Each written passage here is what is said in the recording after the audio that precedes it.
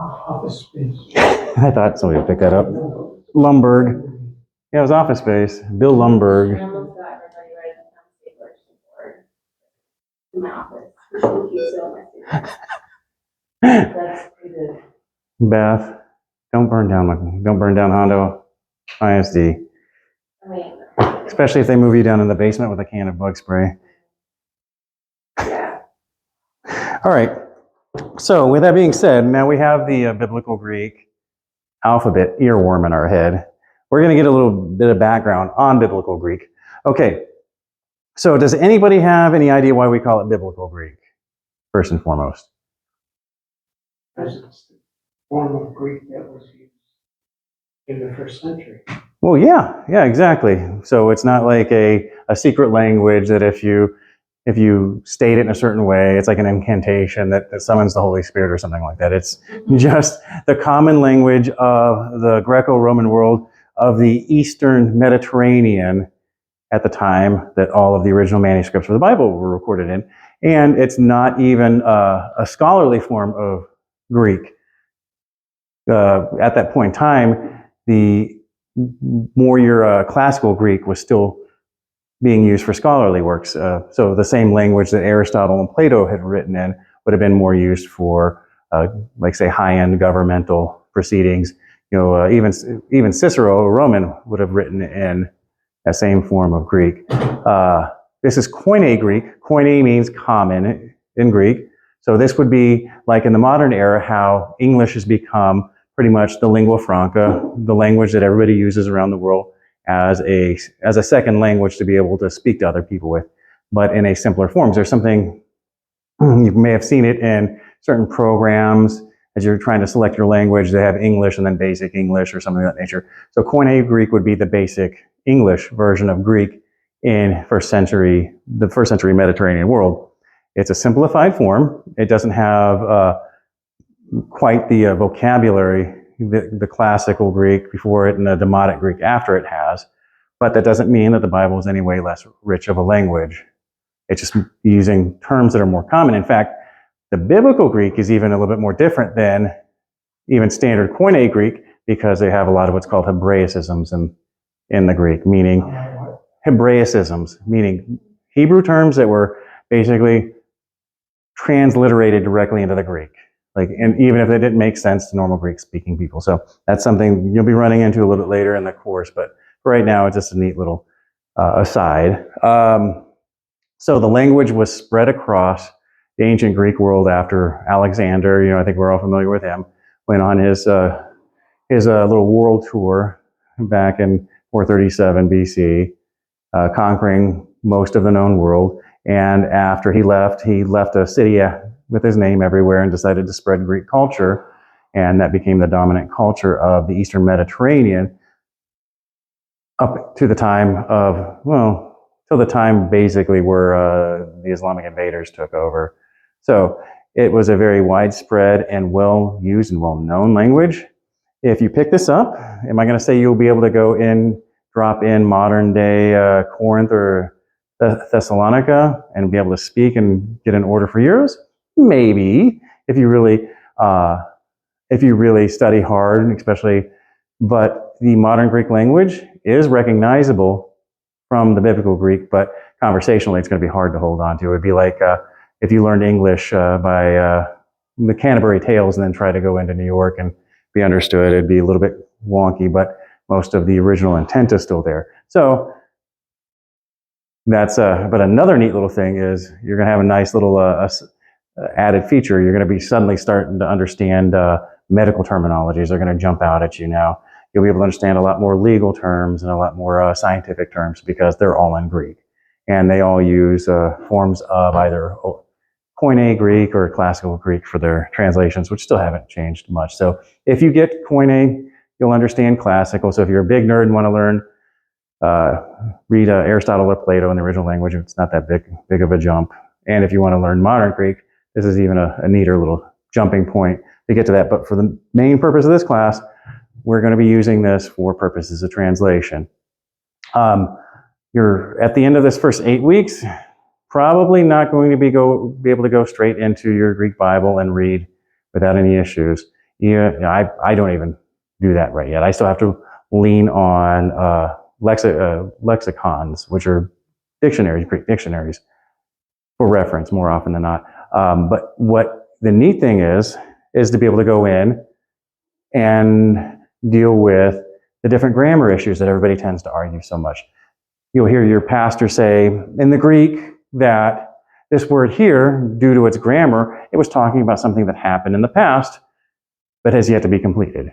Well, you're going to now know how to go in and see the Greek parsing of words and say, oh, wow, that's exactly right. Or, but actually, pastor, I just looked at the Greek and I mean, it's probably your commentary, but, I would say that that's a little bit off from what I'm seeing in the Greek here. So, and don't do that unless you're willing to go buy the pastor lunch after service that day. So You're just talking to some hypothetical pastor. yeah, some hypothetical pastor, like some, because our pastor's, he's amazing. He's not going to mistake his Greek like that. So, especially since he's got his wife going to be checking his work. So what I'm just trying to say is you're going to be following along with these studies now, and you're going to be you're going to have a voice at the table. You're not going to be like, oh yeah, that sounds interesting. One of these days I'll get to that. But so Yeah, that's really exciting. right. So today is the beginning of a journey and an itch that you can't stop scratching. Once you get into biblical Greek, it's definitely a path that you don't want to turn back on, and it's something that can be borderline obsessive, if I say so myself. So, and is it daunting? At first, yes. But we're going to do this as we would do anything. So anybody know how you would eat an elephant? One bite at a time. Exactly, and that's exactly how we're going to approach this. So, all right, we have our alphabet today. So this is the key thing we have to get across before we can understand anything in Greek, okay? So I put that up for the sole purposes of the song. Now I'm just going to go in and erase all my work here because I'm insane like that. All right, any questions so far today? Any funny anecdotes, quotes from My Big Fat Greek Wedding would be acceptable? There you go. I was actually thinking about bringing a bottle of Windex. It might help you with that whiteboard. Yes. What's that? Exactly. In a what? A bont. Oh, yes. I was actually thinking of some moussaka. It's weird that the letters, all of these letters, well, many of them, names, with mostly,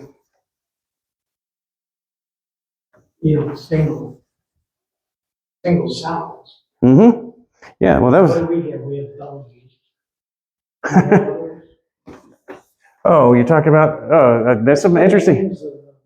Okay. Oh, yeah. Well, the Greek letters have some interesting story here. This letter here, I am the alpha and the... Okay, that's spelled omega, right? And really, in Greek, they spell it out this way. Anybody have an idea what that means? Big. Like mega one. Omega means big O. And I'm not kidding. Oh. Yeah. Or our other letter. So let me give a more common letter here. Yeah. O, omega. Okay. This is... What's that? And then Omicron. Yeah. Good. Okay, now we have this letter, right? In the Greek, this is... Okay. This letter, this word most commonly is used for a light throwing spear, but it also just means light. So pronounce it? Just that second part? Psilon. You pronounce the P, so it's going to be psi. Psilon. Yep, psilon, yes. That means light E. And it's a different version, and we'll get into this more when we get into vowels. Does it have to be the sound letter? Exactly. So, yeah, and Beth was able to really quickly point out that Omicron is two words, O and micron. And then that means little o. And then after a while, you're going to figure out something a little bit more about the name of it. And that's probably going to be within week 3. There's going to be a little bit more magic in that name coming out. But yeah, and I'll show you even a neat little secret. Okay, so here's the letter alpha, right? And here's the Hebrew letter aleph, right? They sound kind of similar, right? Yeah. And here's beta. Here's the Hebrew letter bet. Okay, here's delta. Here's the Hebrew letter dalet. Are you starting to hear some similarities here? Here's gamma. Here's the Hebrew letter gimel. No. Yeah, so they come from a proto letters that are a proto language. I'm trying to remember how these dalet was like that, and gimel was something like that. No, it was backwards.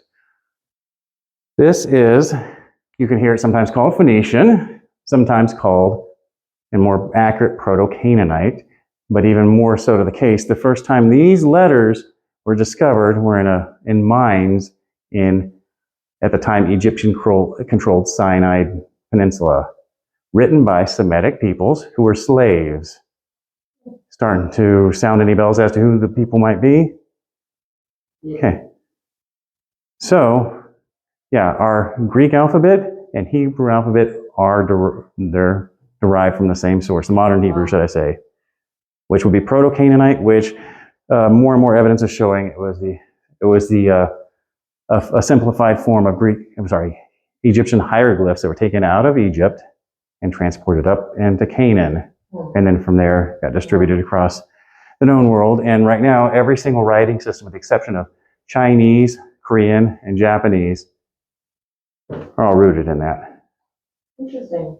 So, nice little aside. As I said, I'm trying to stretch this out a little bit because we're probably going to be going over more stuff next week. But I thought that'd be a nice little fun fact if you wanted to take with you. All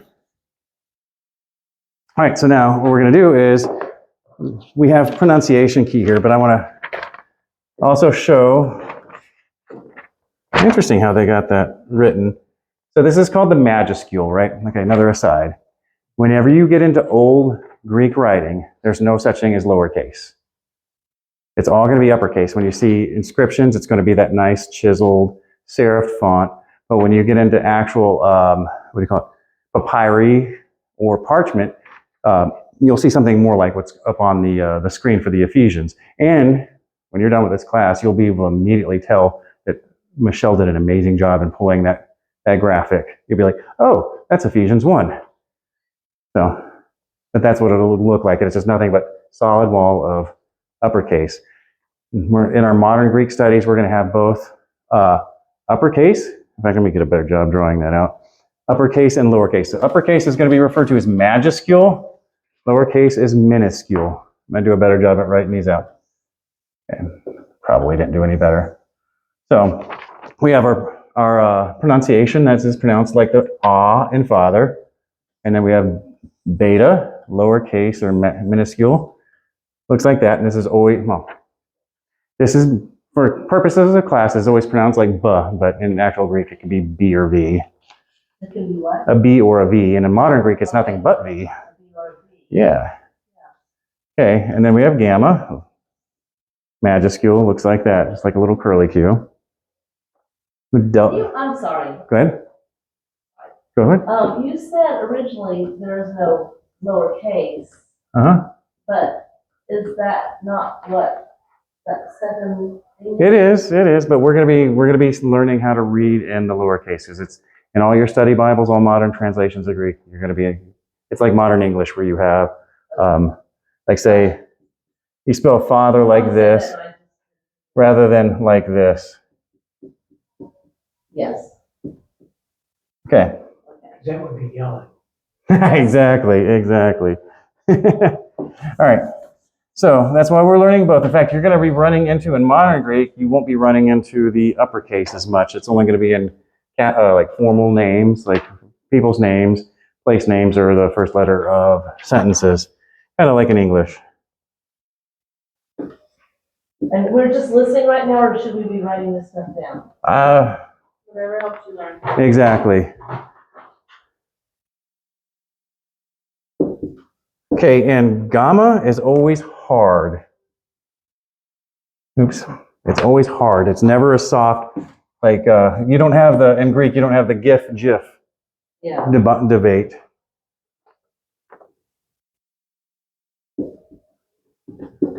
I'm giving you these handouts, but the more we learn of this, the more you'll be able to understand it. And what I'm trying to get you to do is also practice writing down the Greek words, because we're going to be doing all this, all of our assignments are going to be in Greek in this class. So we're not going to do any transliteration into English. I can get a worse G there.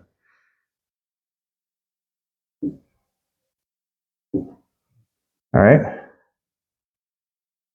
And we're just going to go through a couple lines at a time. Okay.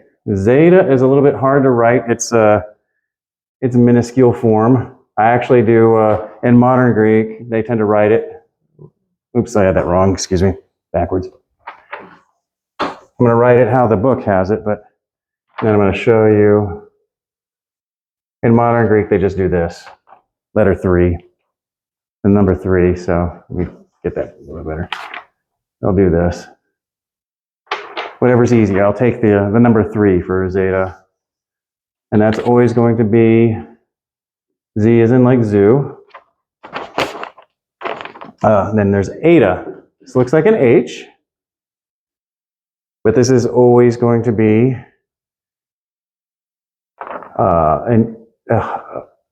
like a big E sound, like the, let me see here. This is obey. So always like that A. Mm-hmm. And that's why you have epsilon, the light, eh. Okay, so actually I skipped epsilon. Yes, I did. Excuse me. Forgive me on that one.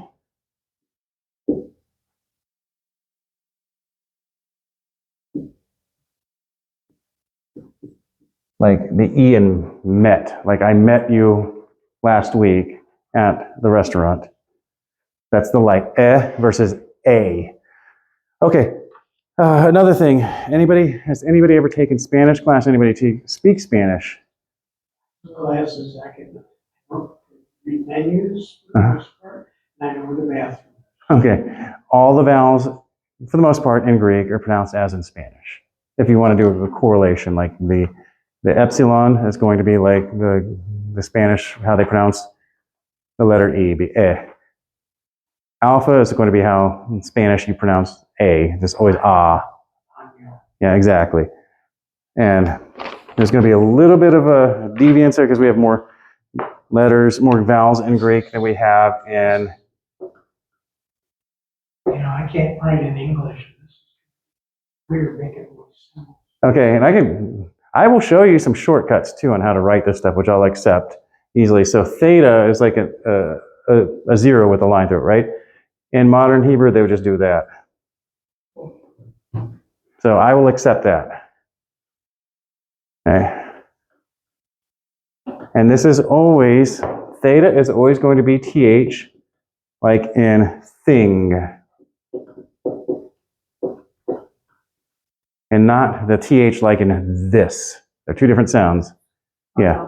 Because in modern Greek, delta is the D, like the. This is the. Yes, always like, thank you. Yeah. Okay. Where are we at now? That's right. Iota.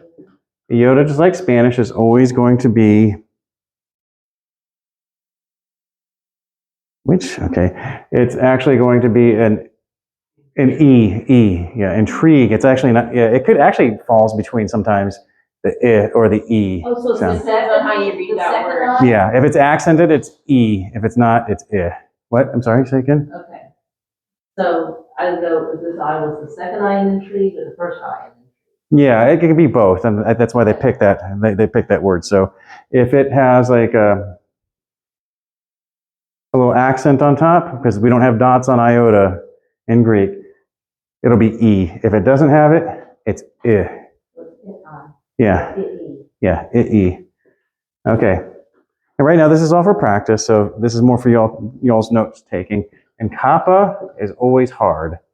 And that's always like kitchen, always like kilo, never any other pronunciation. Okay, now I'll move us over to our next. Does everybody have notes written down? Because I'm going to switch us over to our next. Not yet. Okay. I'm going to get something to drink. And slow me down. Don't feel bad. Just throw something at me if you have to, if you want me to slow down. Because I don't have Farrell in this class to do this. He was always like a good moderating. Okay, everybody ready to go for some more? No. Oop. Okay, you already got this side of the board, Paul? The left side? Okay. All right. And we have this in here too. Yes. Oh, Yeah, you don't have to, this is more like adding on to what the book already says.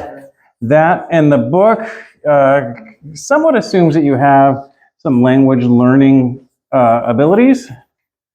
All right, so in the meantime, I'm going to be talking a little about what you're going to run into in Greek, right? Liz and Bethany have already had French. Do you all remember how verbs worked in French? I mean- French like Like, 12 years ago. well, how verbs, Like the verbs present? usually go, yeah, are you saying like in front of the, Like, je suis, tu es, vous êtes. Depending on the, Yeah. the what now? Mhm. that's who you're talking about. Yeah, it is. I am, or Yeah. you are, or. Yeah. Exactly, or in Spanish. If anybody's taken Spanish, like yo hablo, tú hablas, Yes. you know, él habla, you know, estamos hablamos and ellos hablan would be, we're going to run into that same thing in Greek. Okay. So get ready for that. And even to throw a bigger twist, the nouns do it too. And so do the adjectives. What's that? So that's fun. Yeah. But they don't have gender. What's the rule? they do. 3. What's the rule? 3 genders. 3 genders, male, female, neuter. Okay. The rule is they all have grammatical function. They all have to deal with, you're talking about the subject, the object, or let's say a possessive. It's a little bit more extensive than a possessive, or the direction a verb is pointing something to. That's the best way I can boil it down. We'll get in a little bit more deep, but then also verbs in Greek can function as nouns too. They do in English, we just don't Yes, realize. they do. They don't, yeah, exactly. So, like a runner or somebody who runs. That's a very good example of that. So that's going to be more towards, the back end. Turn them into nouns like, that's a good read. Yeah, something of that nature, but it's more like, what? You jump, you jump. Yeah, but it's going to be more like the reading. Okay, That so- would be a better way of saying it, the way Greek would function. Or the telling of the story. Exactly. Yeah. Okay, so we left off at kappa, now we're at lambda. And this is pronounced exactly in English, so no secret there. Mu, exactly the same. Except for when you write it out, it's like as a friend of mine said years ago, funky you with a tail. So it says, move. Mu, yeah. You can say mu. A lot of Greek scholars will say mu due to older forms of English pronunciation. Yeah, French cow. Huh? So wait a minute. So the Yes. pronunciation is mu? I mean, not of the letter. Of It's just the, yeah. Ooh and yeah. So, but the letter in Greek naming convention is pronounced Gotcha. mu or mu, depending. Then you have new or new, same thing, exactly in English. And then our first funny looking letter, C. Never XC, but C. See, Yeah. you put that K in front of it. Yeah, so it's always, and it's rare that it's at the beginning of words, but it is still there sometimes. So you don't have to worry about it too much, having to pronounce it that way. And if you want to, Yes. if you want an easier way of writing this out in modern Greek, it is a Z parked on top of an S. Say it again? A Z parked on top of an S. Oh, okay. Okay. And then Beth's favorite letter. And is it okay if I call it? That's fine. Okay, you prefer Bethany. I honestly don't. Okay. All right, so that's Omicron. They make cash registers. Who makes cash registers? Okay, I'm doing this for a reason. This is actually pronounced how the English pronounce oh, not, pot. Okay. But you don't have to say it that way. Most people either say O or ah, logos, like the word logos. They had to pronounce it logos or logos. Right. But it's, So, yeah, go ahead. say it again? It, Just say note. oh, like pot, not, like not note, like the word, I wrote you a note, because even the English would still say note. Yeah. Always a note. Okay, for Omicron? For Omicron? Yeah, that's what it says. Okay, it's yeah, interesting. Let me see. Yeah, all right, look at your book, however. We're on, if you want all this is on page. I just gave this as it was a handy little handout, and I guess I did not vet it well enough, so forgive me on that. Or just say not. Oh, it says some people pronounce it long O sound. Yes. Yeah, and if you notice the intrigue on iota, now you have that long But E. each one of these sounds only makes one sound, as in, like our letter A says A and Yes, exactly. This is one sound. Exactly. Okay. What page are you? Sorry, this is 9 and 10.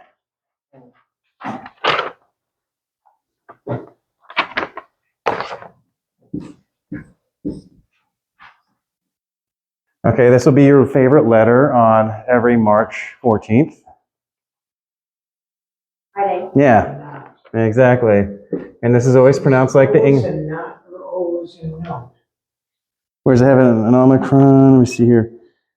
Yeah, So it does have O as a note. Okay. Interesting. Yeah, well, I think in the footnote, on footnote 7, the Omicron is pronounced by some as a long O sound, as in the word obey. Others pronounce it with a short O sound, as in the word not. In modern Greek, it is long as in omega. Standard pronunciation uses a shorter O sound in order to differentiate it from the O of omega. Okay, well. Yeah, because if you pronounce it O, how would you do that? Yeah, well, yeah, I don't want to counter Bill Mounts because he is a pretty darn good in Greek, but yeah, in modern Greek, yeah, they tend to do pronounce it all the same, and from my understanding of getting into ancient Greek, it does have a distinct sound, but for our purposes, I'm not going to expect anybody to pronounce it any otherwise, because it's hard enough for a language learner to pick up all of the sounds of a new language, especially if they're foreign, and the hardest ones are going to be the vowels. On the right side, they're all familiar sounds and not like Yeah. spoken like when you're learning Mandarin with a So you're different sticking with the long one? You're not getting away from that. Koine Greek is actually semitonal. Yes, but I'm not going to expect you to have to follow along with that. And wait till there's one letter of the word, the alphabet, which they do make a note that is going to be a little bit hard. What? Omicron or note or not? Whichever one you want to do. Yeah. I mean, I'm a nerd, so I pronounce it the old classical way. not pot. Omicron. That's Japanese. Yeah. But yeah, all I want you to do is remember we're not conversing in this, and we're not going to be we're not going to be we're not going to be correcting the guy leading the Bible studies Greek, saying, well, actually, we don't want to be that guy. I tend to be that guy too much, and I get on everybody's nerves. You don't want to be that guy. You want to be that guy. Actually, Judge, opposing counsel was wrong. She loves that. All right, so pi or P is always a hard P. Yeah, like we have any other P in English. Okay, and then we get a fun letter, sigma. This is always. I did? Oh yeah, ru. Okay, it could be true. Yeah, here's the big nerdy thing. Why does it have the H behind the R in our transliteration? Because it wasn't trilled in ancient Greek. It was like English R. Oh, it's just regular. Yeah. It's just regular. Yeah, but you can do the trill, you can do the regular R. Man, with Trill, the same thing as a roll. Yes. Well, technically, a trill would be like if you're going to go, if you really want to get Spanish, like rumpa. Yeah, it's a roll. Yeah, but a normal tap would be like, like a rojo, rather than. Oh, did I activate a salsa song by saying that? Yes, it did. Oh, okay. I was actually from here. I couldn't quite tell. I was like, that'd be funny. Like unlock somebody's phone on accident by a verbal cue. Okay. So yeah, I'm not going to expect anybody to roll their R's in this class. So, okay. So now, thank you for keeping me in line here. So now we have sigma. It's always pronounced with the hard s, never like z in English. Yeah. Okay. But sigma does something really interesting, okay? At the end of a word, the lowercase isn't this. The lowercase looks like the English S, except for I'm going to write the word logos down here. So we don't do the little thing here. We do that. Is it because it usually comes after the, vowel key one? No, it's just it was a, what do you call it? I'm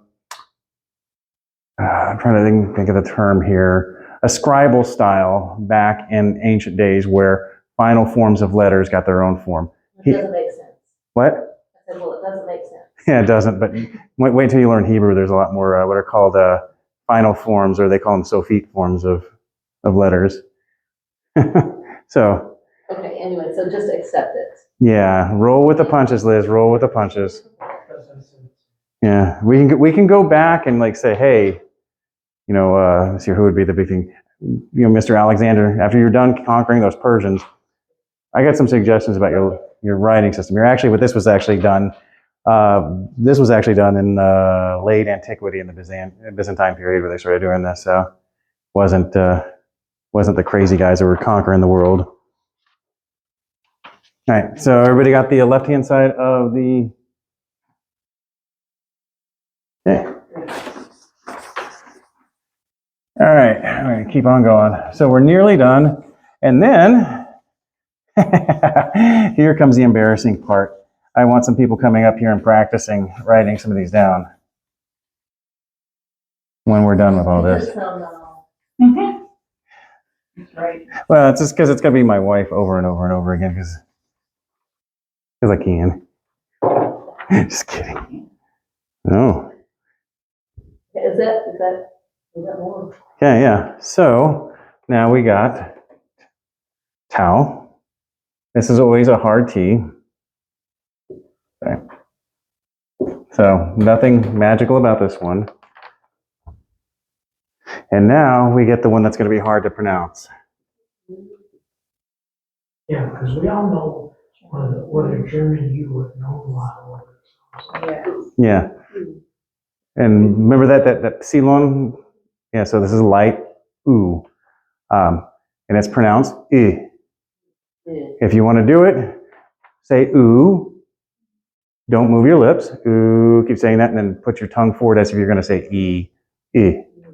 Ew. No, you're not moving your mouth at all. It's just e. Think of like Mueller. Yeah, you could do it, but in actual German, it's Müller. Yeah. Yeah, Müller. Yeah. Mueller. Yeah, so I'm not going to expect you all to pronounce it that way, but that's exactly how, even in modern Greek, they'll pronounce it that way. And then phi, Yeah. it's like beta.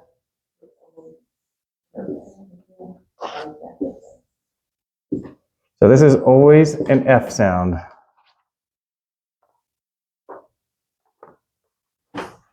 So this is going to be fairly simple. We see the PH, and in ancient Greek, it wasn't actually an F sound. It sounded P. But you're not going to run into that. That's going to be all the way back in the Mycenaean period and early classical. We just happened to stick around for a long time. And the same thing goes with theta. It wasn't pronounced like a th either. It was t. Yeah. If you ever wondered why those H's were there and they just couldn't write down, like why'd they have to put that silly H there? Because it was there for a reason initially. And the reason got lost a long time ago. Okay, so we're almost done here with our alphabet. So we have, next, everybody pronounce this as chi, or hi, or chi. I always fall back. It's actually chi. It is like the Spanish J. Oh, it's just an H. It's just a little Yeah, it's a, throaty H. yeah, it's called a glottal fricative. So, So you can pronounce loch, it's not yeah. loch. Yeah, so when you hear the word charisma, it comes from the Greek word. Yeah, well, yeah, it comes from, yeah, and that actually would be like charismata. Yeah, charismata. But you could just say charismata if you want to say it that way, if it's hard for you to get the that sound out. So that's, what? Not, no, it's loch. Yeah, yeah. Oh, interesting thing. All the GH sound, all the GH letters in English are pronounced the same way. So they say English is kind of a messed up language. It's only because we changed our pronunciation. So laugh was originally pronounced lauch. I don't know. Okay, how would you say CHALLAH? Allah. Oh, that's Hebrew, yeah. it's Hebrew. Challah.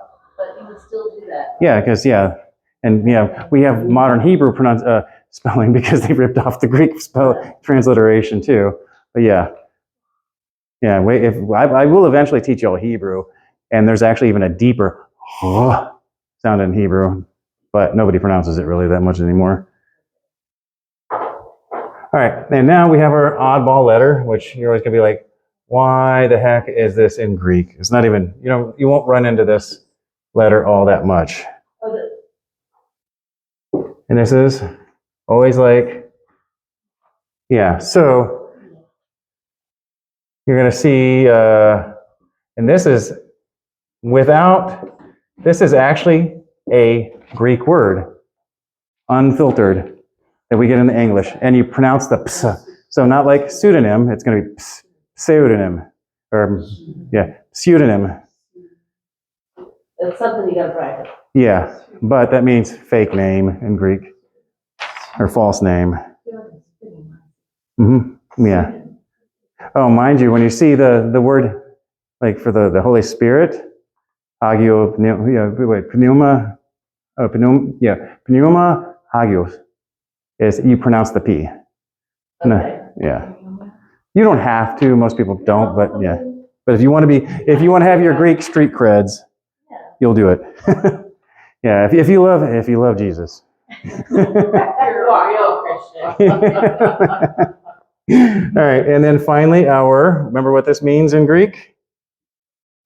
Oh my God.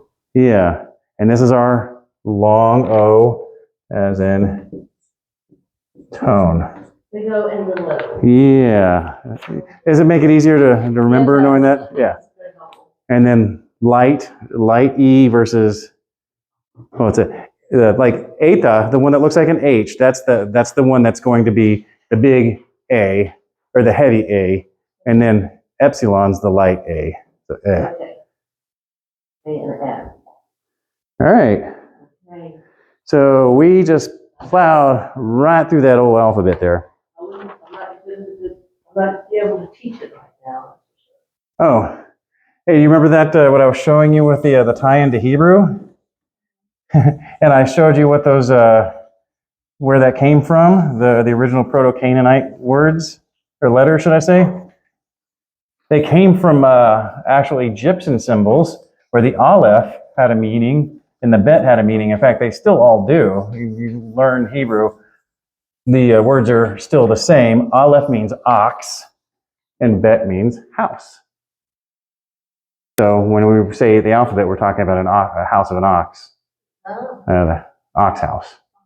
Yeah, and that Bet actually forms the first part of your name.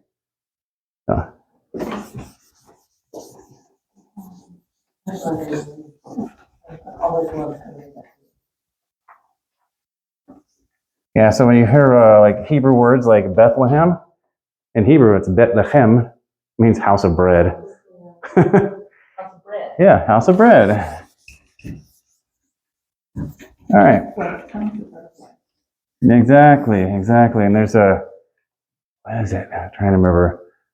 Yeah. So it's like bread of life is lechem l'chaim, which is a nice little, what do you call it? The Hebrew version of poetry, where you have like these little reduplications, and like kind of a rhyming system, if you will. All right. We made it past the alphabet. All right. I'm going to select a volunteer. So whoever's the shyest, whoever, if I upset, still will, I don't have to worry about her not cooking me dinner. Let's see here. I'll do it. No. All right, no, because I'm actually going to get you all to do it. Okay, Liz, I want you to alpha through epsilon. Oh, I'll just do epsilon. Yeah.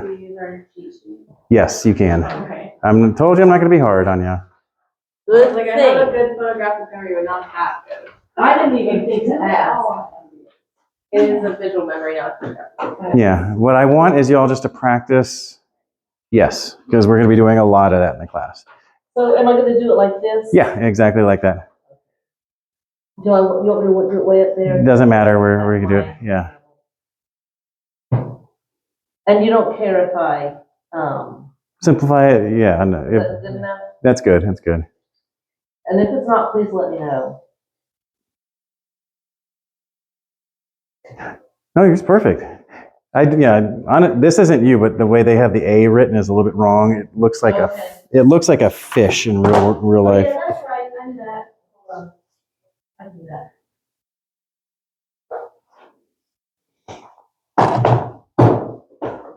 Nope, it's sideways. It's all right. It's all right. No. This is perfect. No. This is how we practice. Oh yeah. Dang it, I'm starting the wrong spot. There you go. No, I'm not getting it, y'all. Okay, hold on. Oh, you want See to? it. Okay, you see it right here. So you kind of start like you're doing an A, and then you do a normal A, and then give it like a little tail. That's it. Look, no, No? see, it's Okay. still Let sideways. me show you the trick. Yes. Okay. I want the trick. It's like this. Watch. Start off on the left. Draw a fish. Oh, yeah, that's it. Yeah. Okay. All right, start at the top. Yeah, there you go. Make. There. Alpha, lowercase alpha. Right here. Yeah, so that's why we practice. Perfect. What's more? This little guy. Yeah, and I'll show you how to draw it. Okay, that's perfect. Close. Perfect. You can also start at the bottom too. So, but there's no real right or wrong way. There you go. All right. Next up is Bethany. If you want to get zeta through kappa. Give the hard one first. Well, do you remember another way of writing it that I said I will accept? It's like the backwards. Is it 3, right? Yeah. That's exactly how they write it in modern Greek. Oh, and here's a neat little thing.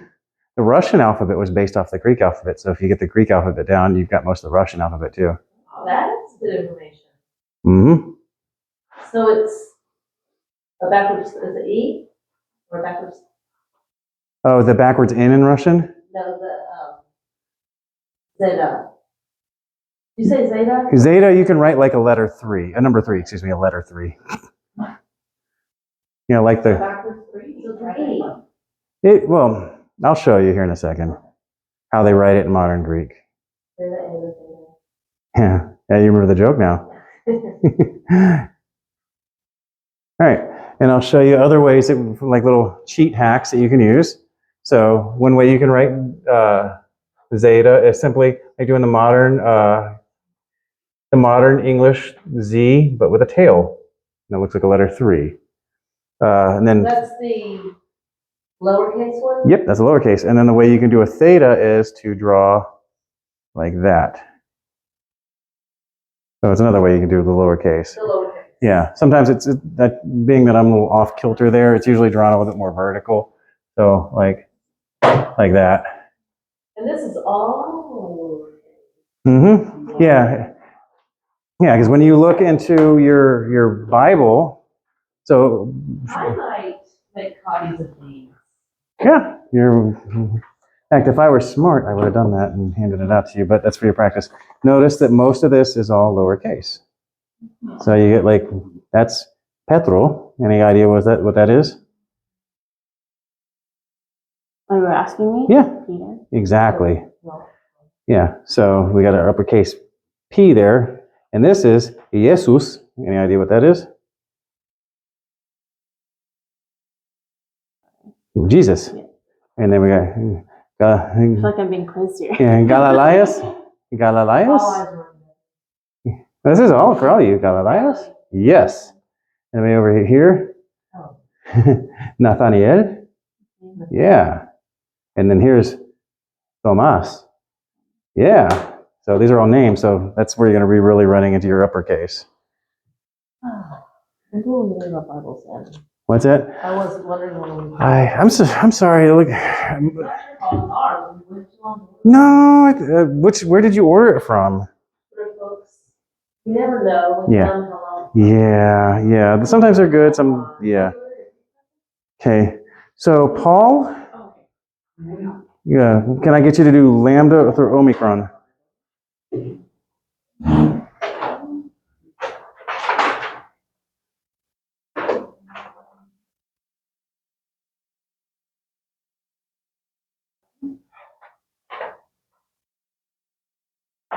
Here you go, Kaiser.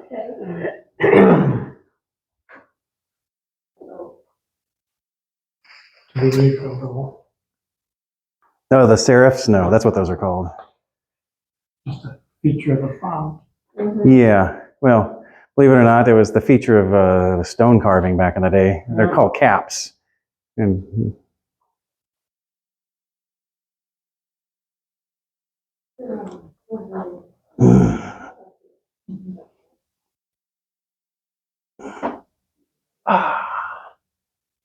wonderful, wonderful. And it's just going to be like a V. That's okay. That's perfect. Yeah, so the difference is where you're going to be running into is writing down a nu and an upsilon. Yeah, they look very similar, but the thing is the nu is going to look like a V and the upsilon looks like a U, a lowercase u. Especially like how a modern day kid would handwrite it. Perfect. All right, and I'm going to show you a hack here. Can you see this? So C is a short wave. You can write a Z with an S under it. There's another way you can do that. To make it real. Yes. Yeah, see the Z. This is how they do it in modern Greek handwriting. Okay. So I'll take these if you want to have an easier way of doing it. So, all right. But you don't have to do it now. Just, okay. Yeah. Yeah. maybe a little more. It takes a little practice, as always. Yeah. Yeah. You've never seen my handwriting. You ought to see mine. It's atrocious. My teacher used to make me eat my phonics papers. So, hooked on phonics worked for you, but in bulking you up. Yeah. All right, baby love, you're up. Okay, what am I doing? Pi through upsilon. Pi through upsilon, okay.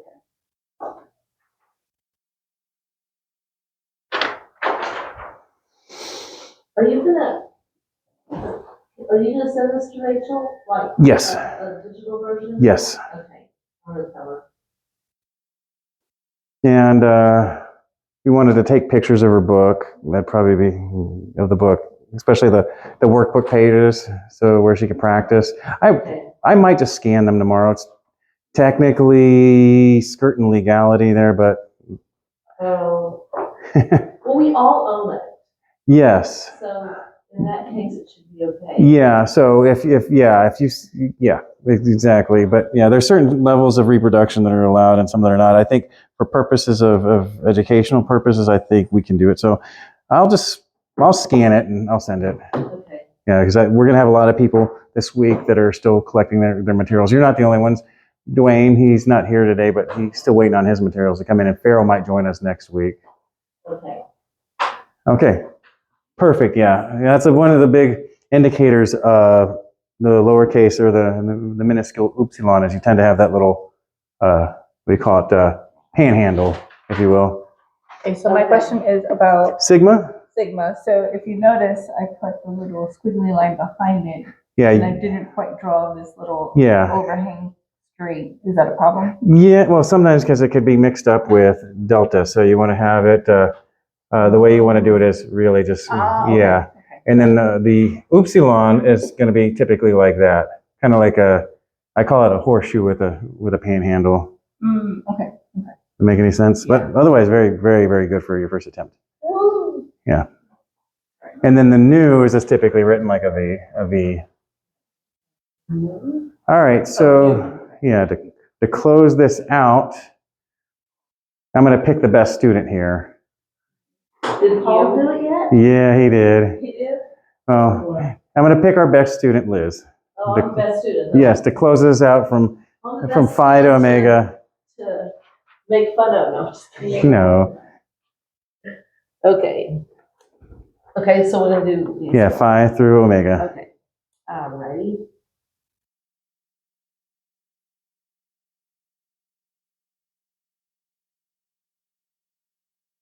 Yep, perfect. Leave it pretty easy.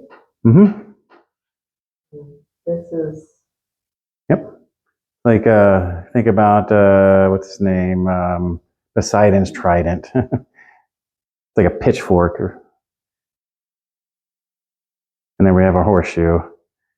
There you go. And yeah, lowercase looks like a squiggly W. okay. That's perfect. A squiggly W is a perfect representation. All right, awesome. All right, round of applause. Yeah. Oh, yeah. Oh, mercy me. Oh my. But yes. I do declare, you're turning me, you're making me blush. Well, it's also a serial killer series, and that's how they identify the serial killer by the way he wrote his W. Oh dear. And what? Oh, is it those unsolved mysteries that you like to watch? Yes. Yeah, I figured it might have been something of that nature. All right, great. All right, so now we've got our alphabet down. Yeah, I was gonna say before I turned out working. Yeah, if you all want to, just yeah. This workbook is going to be well marked up when we're all said and done. Okay. And does anybody want these big? I made big old printouts of these. They're the whole alphabet that you can plaster on your walls. If you all want copies of this at the end of the class, I'm going to leave them here. Yeah. Yeah. So you can take. Well. Oh, that's it, yeah.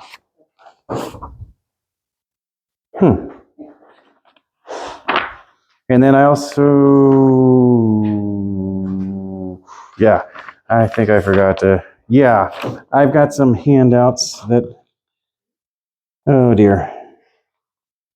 Yeah, I forgot to make some copies here. So, yeah, I don't, okay, let's see here.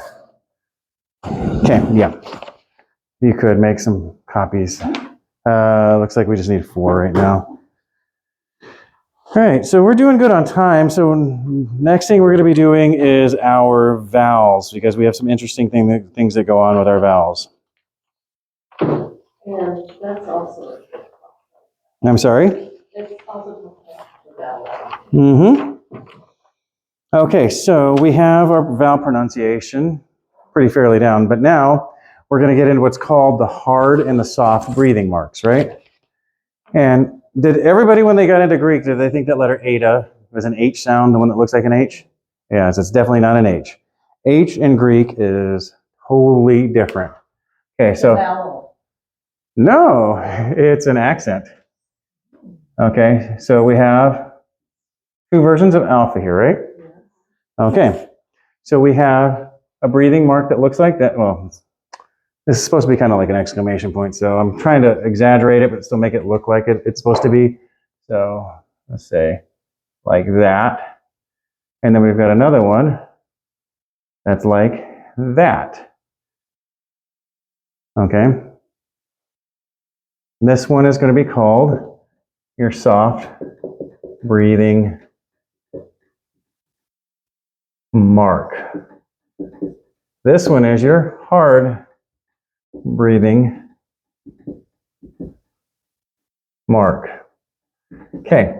And what's the difference, you might ask? So soft is going to be pronounced like every vowel that we pronounce in English at the beginning of a word. And the hard, you pronounce with an H. Okay, Yeah. can you give us an example of that? Okay. You know the grand church that was later turned into a Muslim mosque in Constantinople, now in Istanbul, called Hagia Sophia? Okay, you do. Okay, that in Greek, it's actually pronounced, in biblical Greek, yeah, Hagia, yes. In ancient in Koine Greek, it is pronounced Hagio Sophia. And it's written like,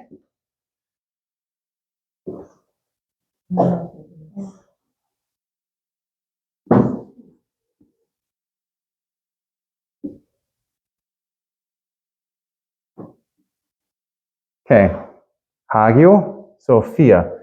You notice something? Where's that H? Hagio? Is that the front?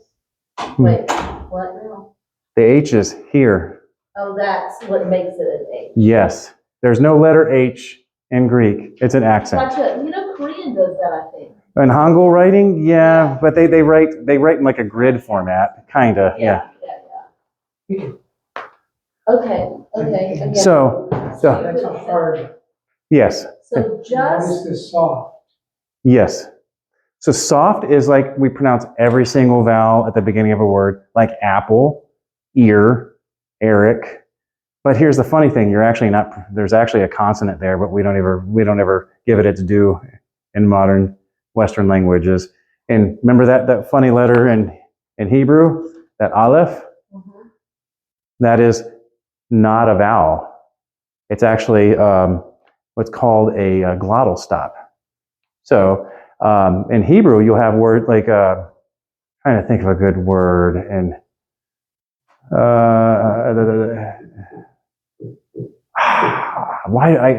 I'm the worst at trying to think of examples. So you can, I'll use a word from another language that has it. Ge'ez. Did you hear that little stop I did? Ge'ez. Yeah, it's actually a name of a language. Button. Yeah, button. Yeah, it's a modern term. Yeah, modern pronunciation. Yeah, I do the same thing for my like where I grew up at. But it's actually a letter in most languages. It's called a glottal stop. And we actually do that in front of every single vowel in the English language. Think about, say the word apple. Apple. Do you notice a little catch in your throat? Yeah, it's already there. So we do the same thing. That's nothing new. Yeah, Eric. Yeah, it's hard to go without it. Well, without getting that little catch. So that first word Mhm. with that hard H. Yeah, this, reading mark, say it again. Hagyu. And I'll spell it out. Wisdom. No, yeah.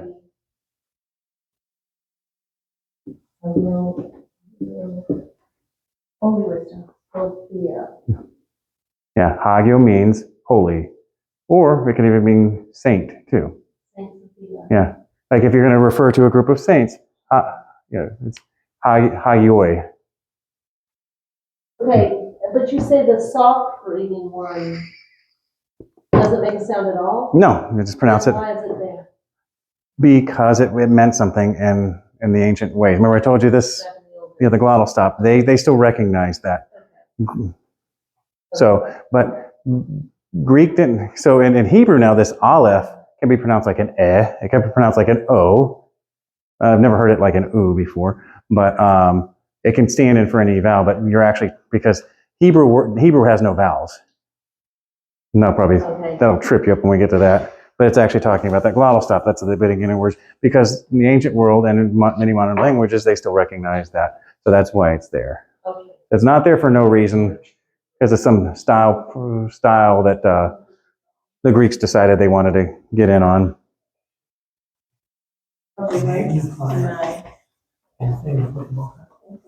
There. Oh, I will send you links to apps on how to have a bigger, digital version if you'd like that.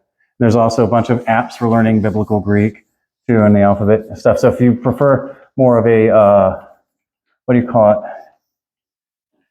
If you prefer a digital format, there's many out there. Okay, so, and I just gave you a sample of how it's used. So we also have like this word here.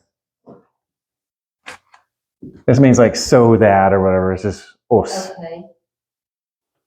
And there's that final sigma too. Okay. And we have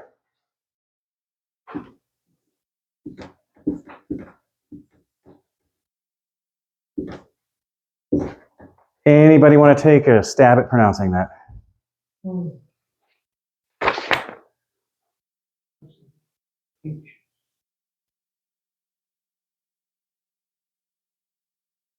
I'll get rid of the top one for you so it's a little bit more clear. Sorry. Hold on. Okay. A minute. Okay.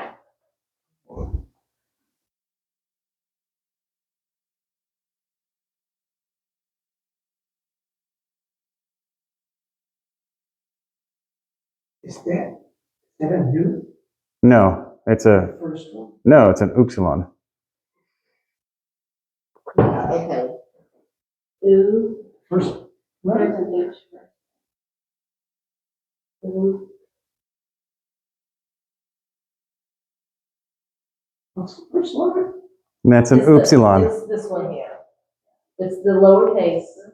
Yeah, remember I told you yeah, we're going to be using the lowercase more often in this class than the uppercase. Here. You're getting there. You're very close. You're getting there. Yeah. Upper. Ready? Oh, hyper. Yeah, but Look at the Y sound. because upsilon is transcribed as Y into English. That's why we actually have You the. were right. You were right. It's not that sound that you made though. It is. It's well. Okay. Love. How do you say the letter Y in Spanish? Diego? And what does that mean? Me. Say it again. Diego? Well, how would you pronounce that into English? Greek E, right? Griega means Greek, right? Yeah. Yeah. Okay, and It's not making sense to me. Okay. I have to look at this in a lot. Okay, because back in the old, remember the German sound of I, that umlaut sound. Mhm. In modern, in many modern languages, they still call it like in French it's no, that's not Greek. I can't remember how to say Greek in French. It's like something like that. Is that mark above the epsilon belong there? Yes, Okay. that's the hard breathing mark. No, above the Oh, epsilon. yes, that is going to be our acute. We're going to learn that. We're going to learn that a little bit. Yeah, Okay. that's like an accent in Spanish. Is it in biblical Greek? There'd be, you want to say hupel, but it's hooper. That's where I got. Accent on the That's what I'm saying. Where's the- Yeah, so accent on the second, because it'll tell you where you do your pronunciation. So, and like if we were going to try to pronounce it like English, instead of hyper, it'd be hyper. I'm struggling with the leap from the U sound to the Y sound. Yeah, I just, Well, because I have that letter there, right? Is that what's throwing you off? because, you know. Even if it's like, if I say, So, what if I write the, Can you write it phonetically? if I write it like that? can we do this? Like, talk about them 5. Yeah, Can you go through each sound on your way through across the top? yeah. Okay, and how I would expect you to pronounce who, pair, Okay. who, pair. Pair. Yeah. Who, pair. And so, hold on. Yes, because I was not adding the H. That's what the deal is. Mm-hmm. And that's why I'm using this as an example of that hard breathing mark there. Yeah, well, the Y is going to how you're going to be transliterated. So, Why is that a Y? going back to the example of because okay, and we're going to get to this in a moment, but I'll give you a little bit ahead. To get the actual oo sound in Greek is that omicron, upsilon. That actually gives you the oo sound. Okay. This gets you the sound we don't have in English, so I'm not going to expect you to pronounce. That German ü. Yeah. Yeah. Okay. Yeah, so just, So I got that part. I got that sound. I just didn't get how that goes to the I, Y Translate sound. it to a Y. the I-O, because in English we're used to Y being both, what do you call it, a consonant, and a consonant and a vowel. But in the old pronunciation, the Roman took upon this letter only because they were such big Greek fanboys. They needed it to spell out Greek words. That was the So just one and only created reason. a Y for They just stole the Y. that. Greek. Where is the Y? Where is the Y? Where's the Y in Greek? Okay, this is, well, actually, capital. I have to do a capital because it is a proper name.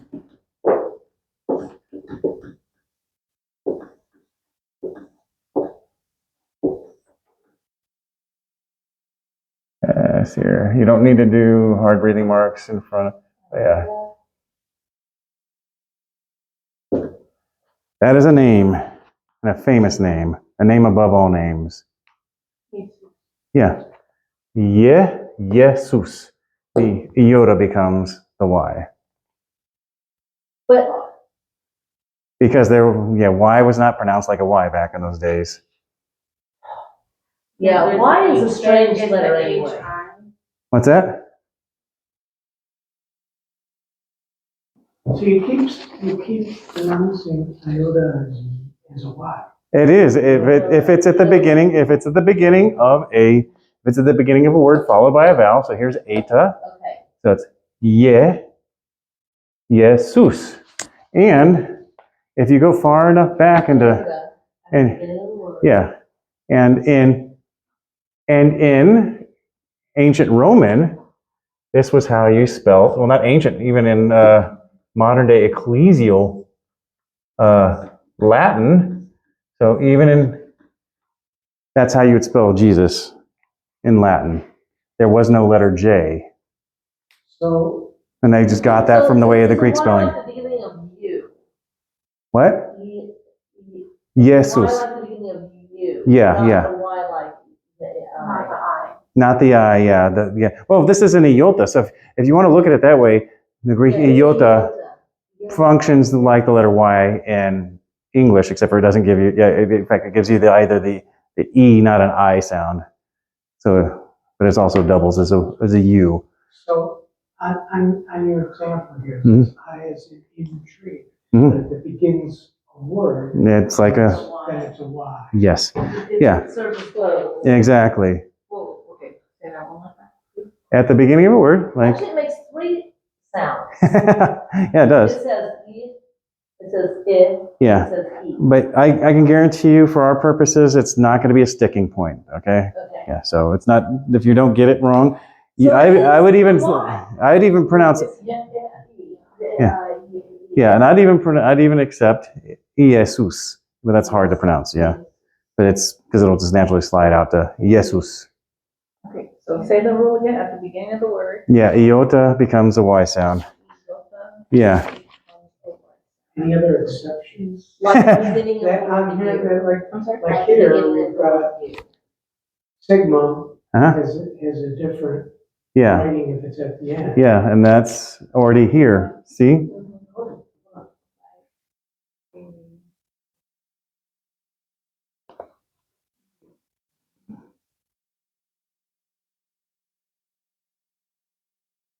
Okay, and I also want to let you know we're only going to about 8 tonight. So if we get this, yeah, because in case you've heard, yeah, I know, man, time slowed Oh, down. that clock. So going back to ether, Mhm. how do you get the H sound? This thing up top. Okay, so that, so. Yeah, and if it's going in this direction, it's just ooper, not hype, not What hooper. is that? Is that an Omicron? This here? No, I'm sorry, the 4th letter in Jesus. Yeah, it's an Omicron, yes. I don't, the marker is not. No, it's not you. And this is an upsilon. So, and like if I were to directly transliterate this, this would be, but I'm not going to do this much often because we tend to lean on our transliterations. And again, what is that word that becomes That's sigma, sigma? the final sigma. Final sigma. Mm-hmm. And it's where the sigma actually starts looking like an actual S. Mm-hmm. Which is helpful. Okay, now there's going to be an exception to our breathing marks here. If you have a word that begins with rho, Okay. I think I have that backwards. Yeah, you might still have a hard breathing mark on it. No big deal. This word is, anybody want to try to pronounce this? It takes me forever because I have to find that and find here. Okay, what does this letter look like? It's a B. Okay, this letter? A. Hey, what does this letter look like? I. Yep. That's the hard one, right? Mm-hmm. Okay, Rabbi. bingo. That's it. Mhm. What you said. Yeah. Yeah, and once you get that whole P is an R and a pi is a P, it really just breaks the mystification for the whole way Greek works. Yeah.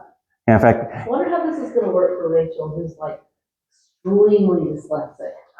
probably it's going to be harder and easier, meaning it's going to be harder because she still struggles with her writing, but easier that she already has to consciously think out everything she writes. Mm-hmm. It actually sometimes sucks for me because there's a lot of times I'll be writing in English and I will substitute rho for R a lot. And that's because I'm a nerd, that's all. There's also, because it's in Russian, and R is just like a rho too, so confuses. It gets to be confusing at times. Okay, now, That is the hard one. yeah. So now we got another word here. And this is just to demonstrate how we have our breathing marks. Anybody want to give a guess on how to pronounce that? I'm going to get rid of some of this stuff here for you. Get it out of your way. Is that the? That's the iota, right? Mm-hmm. Exactly. A-I-O And That last one. remember what a V looks like? Yeah. And give it a stamp for pronunciation. Eon? It means, yeah, eon, ages, like an age or an epoch. But how do you say it? Because you've got that hard Ion, ion. yeah. And yeah, so this is to demonstrate that at the end of a string of What's this called? a string of vowels, the breathing mark goes at the end, not at the beginning, so it'll throw you off if you're not. So if this had the hard breathing mark, which it does, it doesn't in real life. It has the hard breathing mark, it'd be hyon, and it'd be over there at the end of what's called a diphthong. And a diphthong are a combination of two vowels that give you different Yes. sounds. Like in Greek, you have ow, eu, which even at the beginning of the word, remember Eucharist, it can be a U sound too. You have oi. So we have all these different diphthongs. So if we're going to have our breathing marks, they will be here or here at the end. So that's something we're going to have to look out for. But you were, okay, you're probably saying this and it's not getting through my brain, but you put the breathing mark over the omega, but you pronounced it at the beginning of the word. Exactly. That's how Greek works. It's going to be at the end of the string of vowels. Ion, or it could be hyon. Because it's a string of vowels, it's 3 vowels. Yeah, it's a diphthong, yeah. So in Greek, they would consider this all one sound. Yeah. And they would consider that one sound, that one sound, and that one sound. And that would be one sound, that would be one sound. Triple letter diphthong. Yes, exactly. That's why I wanted to give you, it's like probably one of the longest string of vowels you run into with a breathing mark in Greek, and that you run across fairly regularly. Sorry? You said, I meant the entire rule. In a string of vowels, The breathing mark goes at the end. but it speaks for the entire sound. Exactly.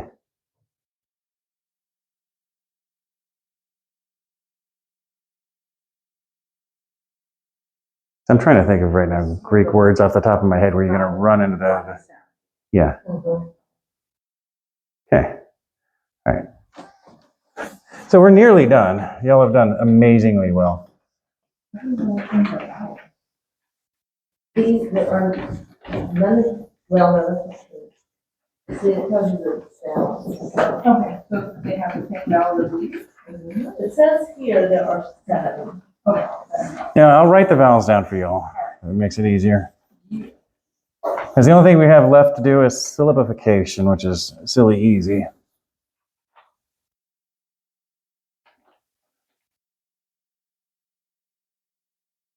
All right. So we have more vowels in Greek than we have in English. So we have alpha, and that's going to be like the ah and father all the time. And then we have epsilon. Remember what epsilon means? Oh, why am I writing that out? Yeah. Yeah, light E. The light E. Yeah, light E, or more like light eta. Oh, And this is going to be like the and met, like how I met your father. Okay, and next we have eta. I keep doing that with epsilon. Why am I doing that?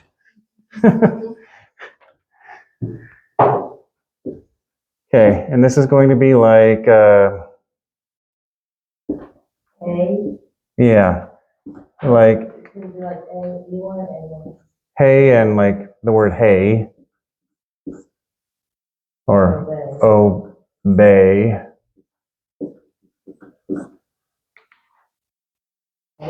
Okay, and then we have iota, which is most likely going to be like how we have in English, the double E, but then sometimes I'm going to do the I sound. But most of the time we're going to do the double E. So we have either that the E in intrigue this has both versions. E, intrigue, Or why? or Y, and if it's in front of a, yeah. And yeah, then we have Omicron, which means what, Beth? Yeah. So I told you about the English O sound, but we're just gonna go and skip that. So like, I think I was overcomplicating it for people, which I have a tendency of doing. Yeah, ask my beautiful wife, and you'll hear her eyes roll.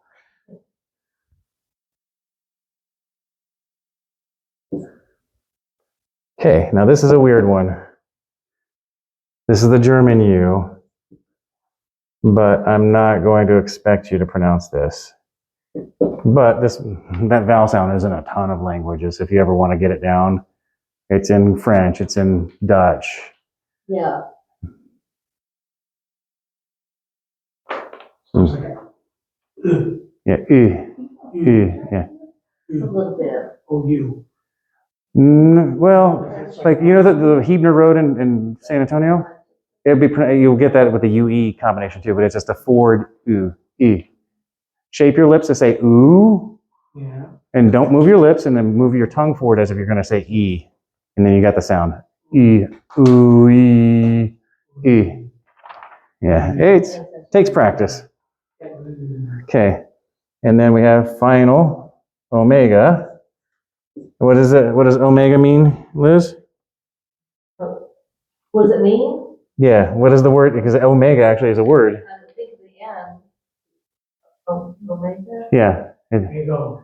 Big O, mega, like I did that. mega size fries.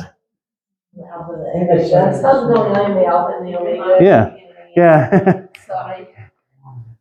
Yeah, so I when- knew it was big O. Yeah, so technically is Jesus saying, I am the ox and the big O? But no, he wasn't saying that. Everybody knew that meant I'm the beginning and the end. Because also, in the ancient world, throw you a loop, there's no numbers. What do you do about that? Alpha is 1, Yeah, beta is 2, that's true. delta is 3, Gotcha. yeah. So you're going to run into that too, so. In the ancient world, there were no numbers. There were no Where do you get symbols, 25? number symbols. What? Yeah, there were no number symbols. They always had what's called gematria. The letters doubled as numbers, and that wasn't until the Mauranian Empire in India introduced their hot new letter system to the Arabs, and then that got spread into the rest of Western world. Okay. So, okay, so those are our vowels, and we've already gone into diphthongs. Okay, sorry. I get it. Let's see here. Okay, kind of, you might not be able to.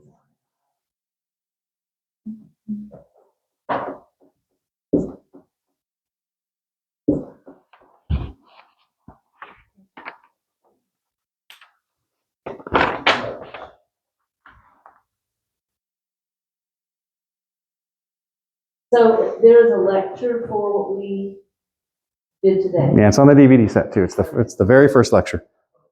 And I've got another something that's not on these discs from BillMounts.com that covers the alphabet too, for memorization It's purposes. not on the list? Yeah, but I'll send it to you via YouTube.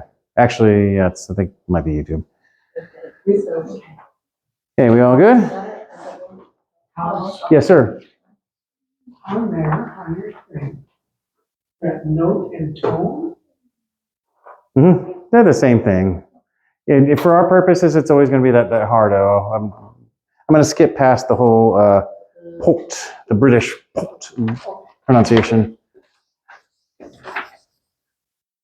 And this is something you'll even, remember when you made that phone call to us, we were at that conference, you're like, hey, they got Greek books, and it would be like, I might have been able to have like one about how they would have been arguing about the phonemes and what do you call it, phonemes and what do you call it, in Achaia, which would have been Greece and Roman rule, and then the later Byzantine period, and they'd be arguing over how exactly things were pronounced. And it'd glaze your eyes over. All right, so the last part is for, Studying German, I love that Mueller. yeah, Müller. Yeah, and German's got another frontal vowel too that we don't even cover here too, so. All right. Okay, so final part. This is gonna be really easy. All we're really gonna be doing here is breaking apart words into syllables. And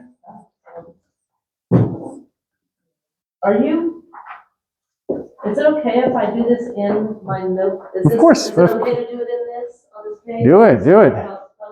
Okay. Can I get somebody to volunteer to try to pronounce this word?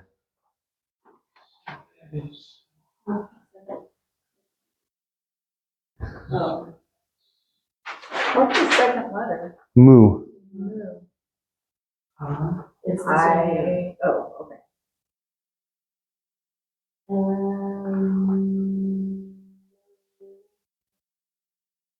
You've almost got it. You're almost singing it too. Yeah. Amen. I'm sending it out, she's getting it. Okay, yeah, so just for how the syllables break. So whenever you have, I just want brain dead.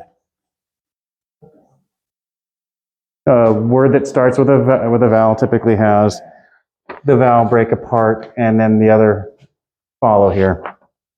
Okay, next word. See if you all can pronounce it.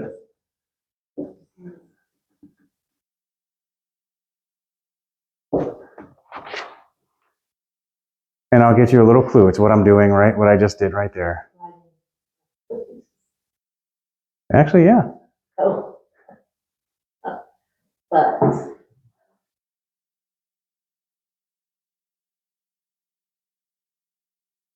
Any guess? This letter here? Okay. Yeah. Close. Oh. Yeah. Yeah. Grafe, yeah. Okay, and this one breaks apart.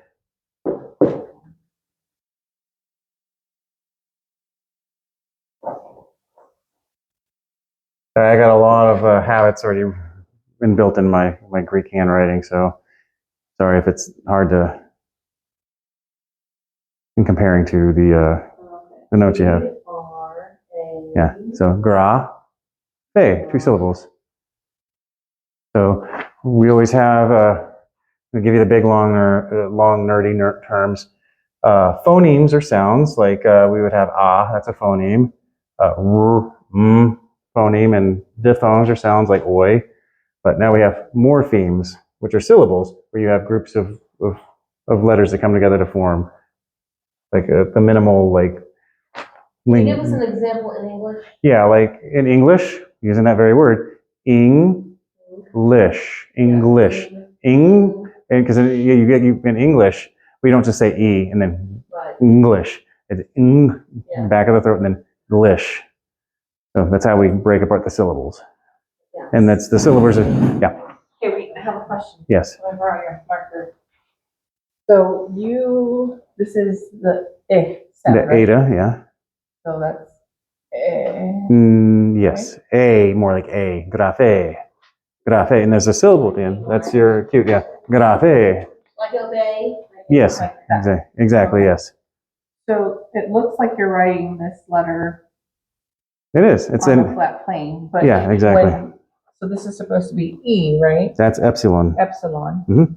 So, This is the letter I'm writing right here. oh, okay, so I was confused. Yeah. I'm having a hard time making some of these letters not be the English version that kind of looks like that. Yeah, remember how I told you I'm not going to like the transcribe, change the letters into the English letters. You have to break the habit of thinking in English letters to move forward. Yeah. That's why, as I said, I'm prepared to have this one class, the first class, last 2 weeks, Okay. very much so. So if we need to go over all this again next week, we'll do it. Okay, I'm gonna look at your class. Okay, no, this is what I want to see. I'd rather have y'all come up with questions now than like be struggling later. So feel free to speak up, throw something at me. If you're struggling, let me know. I will slow the class down. Okay. And it's not because you're any lesser or anybody else is smarter than you. We all have different learning styles, and I don't want that to suppress anybody from speaking up. It's not like you're trying to keep up. I'm very worried about racial. So instead of trying to think about matching the numbers or the letters, maybe try, and like when you're looking at it, just the sounds. Mm-hmm. Does that make sense? Exactly. You'll get to the point where you will just completely not think about English transliteration. You'll actually have to struggle, like, wait, how do I spell that using English letters? You'll get to that point. But I think going through the song and just pointing will help too, but also, When you're writing it, say the sound. the sound, yes. yeah, and then you're gonna have to start practicing sounding stuff out. And that's why we're doing this. That's also why I'm taking you through this syllabification, so you get practice in stringing these crazy letters together to actually make funny sounds. And I promise nobody's gonna laugh at you in here. Okay. So, wait,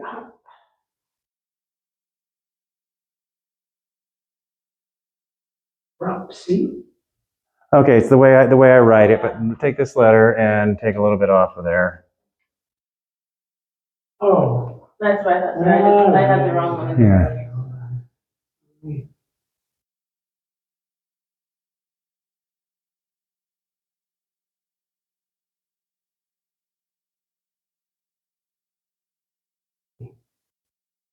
So Profit. I think, Yeah. tell me, read that word to me.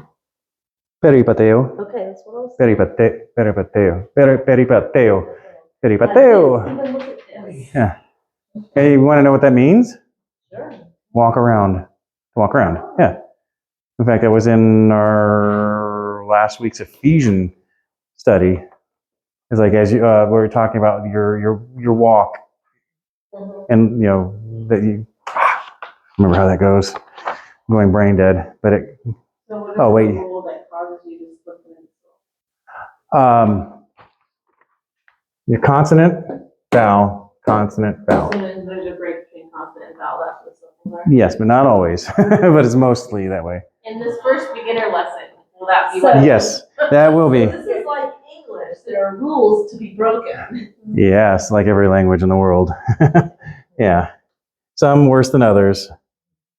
We got our first letter with, Both? with two symbols on top of it, which will happen. Yes.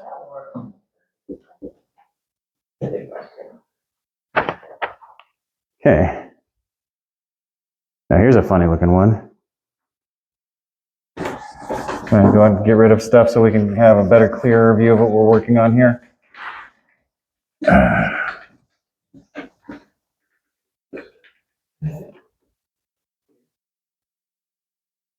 So we've got two symbols on top of that. Does that mean if it's two symbols, it's silent? No. We've got a soft breathing mark and an accent. Accent the first syllable. Okay. Head. Nope, not hey. It's a soft breathing mark. Oh, soft. A. Yeah. Yeah. And I'll break out the syllabification for this one here.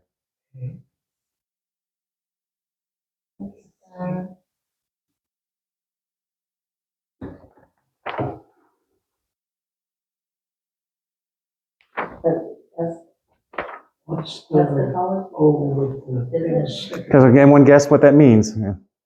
What's the second letter? Sigma. Oh, there, okay. So one guess what this word means if you got that part. End time. Blank. Well, close. The end. Means end, yeah. Just end. Yeah. Yeah. Eschatos. Eschatos. Yeah. So here's kind of weird There's because, always a break when there's a vowel and then Yeah. it's consonant. Yes. Even though it's. yes, eschatos, yeah, front, yes. Yeah, go ahead, Bethany. Even if it's the beginning of the. Yeah, because technically, you want to remember that even the breathing mark's considered a letter, even though it's a soft breathing mark, there's still something there. And tell me again, what that second symbol is above the? That's called an acute. That's how you would think of it as an accent mark in Spanish, except for there's two more in Greek we'll run into. Because it goes there twice. Yeah, exactly. You get to see it in both of its forms here.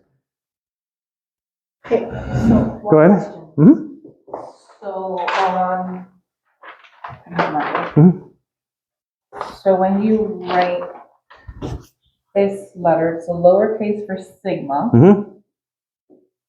but on my paper, it Yeah, says that. this. Yeah. Okay, but let me see here, Bethany. Can you break out your BBO? Sweet baby love. All right, we'll find it. Okay, it only took me a half second. Yeah, it's written like that, but yeah, we're dealing with handwriting here, so I'm sorry if I'm not doing a good representation. As I said, You're just going fast. yeah, I've already developed the Greek handwriting, if you will. So So now you're making it yours. Okay. yeah, Your handwriting. yeah. Yeah. Okay, I will try to make this a little bit more closer to what y'all are seeing. So I am very sorry on that. I will do better. You better do better. Exactly. I'm going to admit my Greek privilege here, and I've been oppressing you all.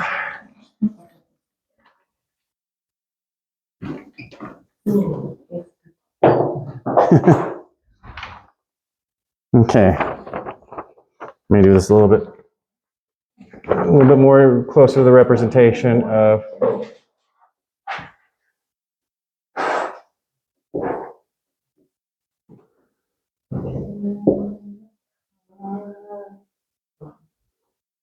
Okay, now we have a break in rule here because of the way. Actually, the way.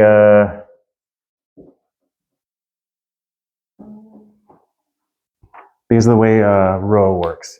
Row doesn't follow the rule of the consonant cluster. Because remember, I told you in ancient Greece it was a It's like an E sound first. yeah. Well, it was be Is that row. Delta? Yes. Okay. So anybody want to take a stab at pronouncing this? Or the, Bam, and guess what it means? heart? Bam. Look at this. Y'all are Greeking it up already. So Where would the accent be? On the car? it's on the iota. Cardia. Cardia, yeah, cardia. Right here. Lowercase. Let me get this a little bit closer to approximation. Yeah. Let me see if that better match. Yeah.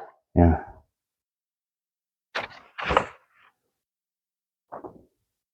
Okay, we're almost done here.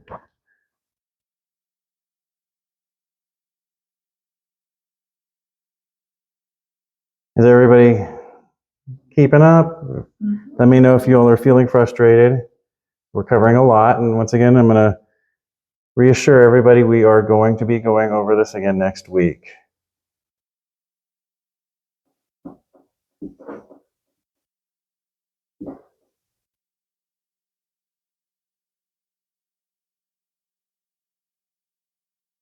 Okay, anybody want to take a stab at this? That second one's the. Yeah, it is. That's new.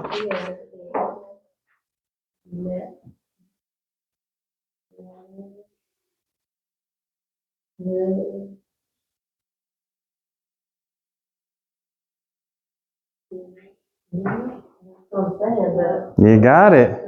What is it, number or Numa? Anybody want to stab at what it means in English? Hagia pneuma or Hagia Numa. Remember what Hagia means? Oh, Holy. Yeah, holy. Okay. That's right. What'd you say? That's technically right, yeah. Yeah, that's actually technically right, but there's another way that word means. Actually, two other definitions. Spirit and wind. Oh, Yes. what'd you say? Spirit or wind. Uh-huh. Yeah, so when God breathed his spirit. Yeah. This is something from the old, called the ancient worldview, that our spirit was God's breathing life into us.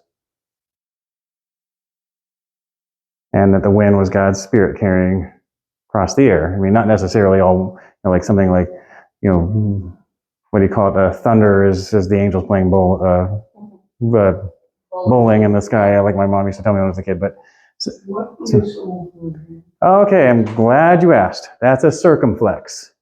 For our purpose, it's going to be an accent.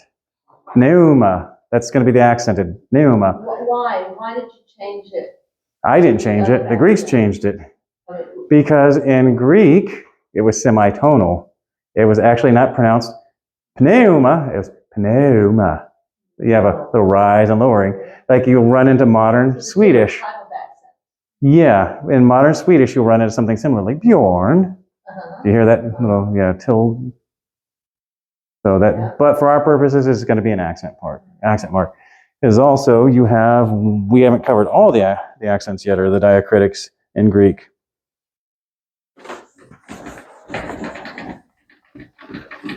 You learned all this after you became a Christian? Uh-huh. Yeah, I mean, I have to put it this way. God put some very knowledgeable and loving gentlemen in my path to do all this. So nothing that is outside of anything we can do. I'm trying to take it a little bit slower, so I'm writing things down, not in my chicken scratch.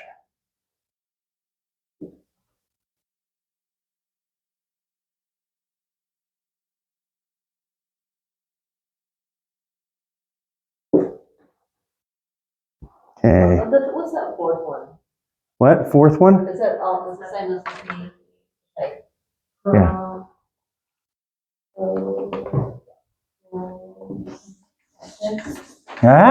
Look at how quick they're getting this now. Profetes, yeah. Profetes, yeah. And guess what that means? Close. Exactly. See? Look at how quick y'all are picking this up. I didn't get the book.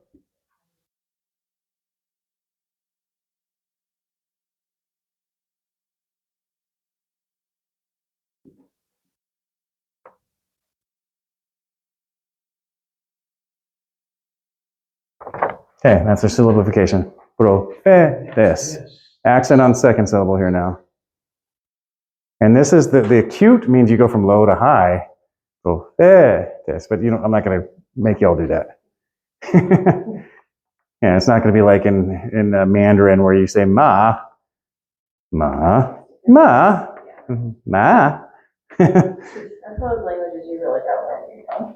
Yeah, you gotta watch out because Someone speak to you like that before you can speak. the crazy thing is like you can end up actually calling your friend's mother a horse. Yeah. I'm not kidding, because I said horse, mother. I think one's pitchfork. I don't remember, but it's a long time since I've done that. There's no N in this. It looks like an N, but what vowel looks like what lowercase vowel looks like an N?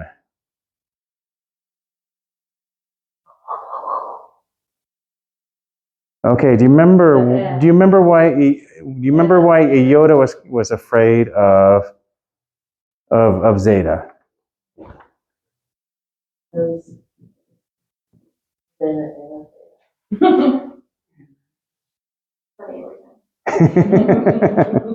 Okay, and that's the clue to where we're at there, Paul.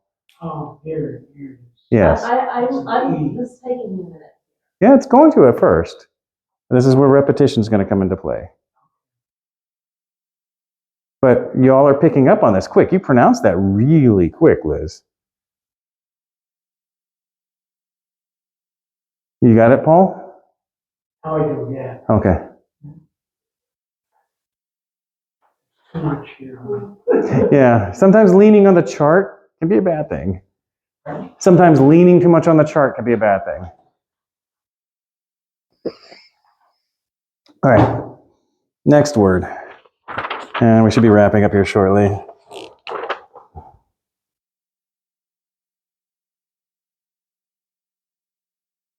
Oh, that's there.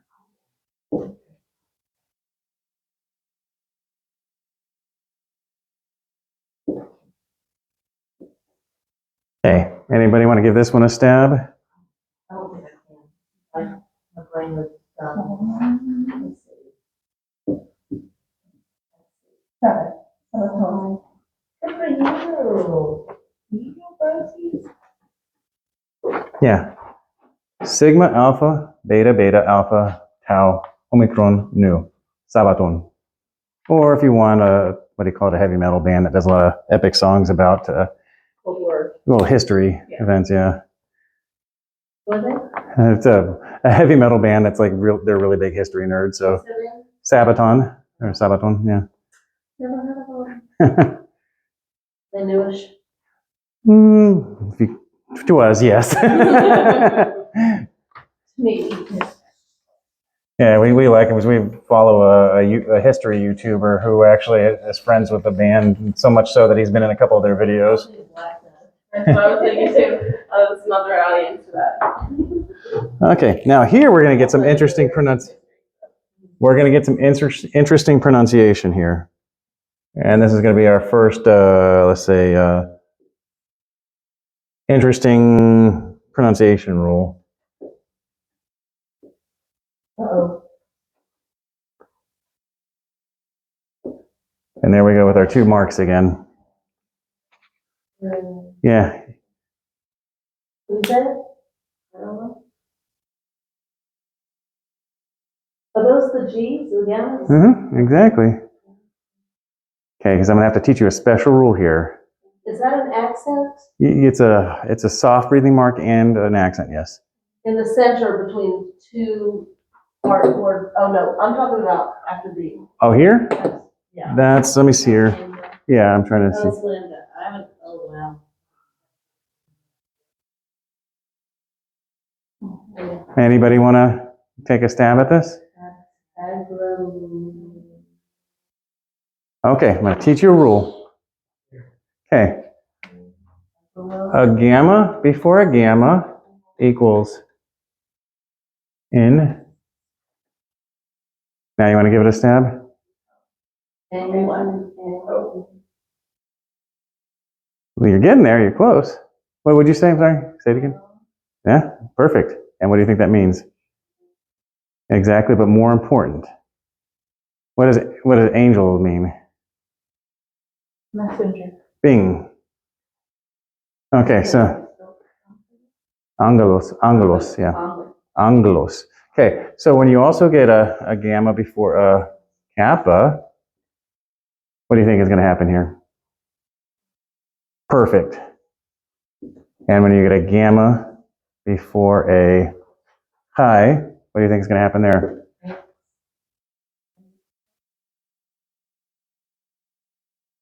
Exactly. So gamma does double duty in front of other like glottal vowels. It doesn't happen a lot, but you will see it mostly in this one word here. So it's all. Okay. So it usually involves a gamma. Yes, but you will run into gamma kappa at times. Oh, and one other time it does happen. Forgive me on this. I mean, I really have to look at this as I got my way of writing this. It's not going to look anything like the way you all see it.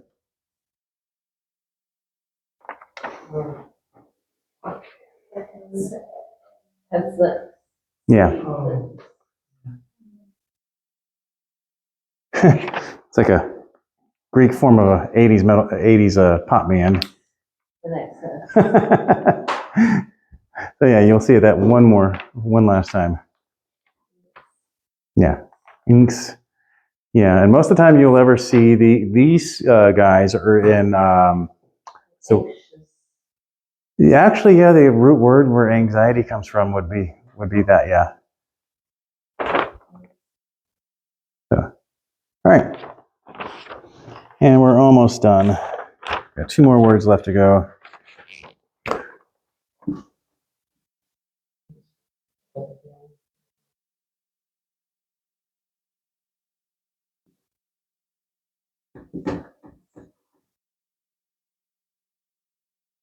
So we're going to have to get used to these breathing marks here. And I'll do the syllabification. Actually, I forgot to do the syllabification for this. I'll just throw it in here. Uh-huh. Have you guys heard it pronounced properly out there? Yeah, exactly. And what do you think that means? What? Oh, that's where you get the word? Yeah, exactly. But what is anthropology the study of? Yeah, humanity, yeah. Man in the form of humanity. Perfect.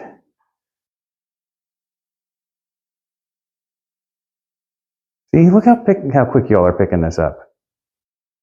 Are you starting to get a little bit more confident here? A little bit, yeah. Yeah. I told you it's not going to be that hard. And then you already came up to me with this, so you should already know what this means.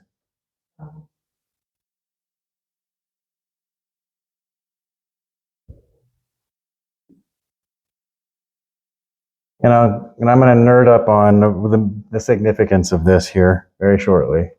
I'm putting these little dots here. They're not accents. They're just the syllabification. So don't think anything special of it.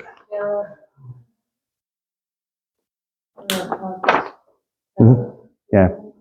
Peripateo. Yeah. And do you remember what I told you what that means?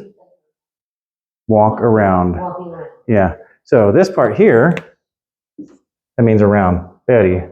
Okay. Like- Carrying around, right? Which we have that still. Perimeter. That means actually. That means measure. What? We know that one. Yeah, exactly. But it means measure around. And then pateo means, that's the Greek form, that means to walk. Yeah. And then funny, how do you say, what's a slang word for feet in Spanish, love? Yeah, comes from actually the Greek. Yeah, yeah. And it's actually from, Interesting. yeah, the same word, podes is feet in Greek. So comes from the same root. But the neat thing is, to walk around was a little bit more of a significant word in ancient Greece. So this is going to be my little Bible study thing here. It meant not only to walk around the way you conducted your life, your walk in life, Oh, it's your mom. but it was also the way you would contemplate when you were meditating upon the word. You would walk around, or when you were the instructor and your students, you would walk around. Okay. Yeah, so we hear the word peripatetic, the way we use it. Yeah, that's where it comes from, but also the schools in ancient Greece were called peripateo. So it's also the way you followed instruction. So try reading. So it's got several, like, Tons of meaning hidden in there. All right. Well, that be the end of class tonight. So I want to thank everybody for sticking through all of this. This was pretty, a lot thrown at you, which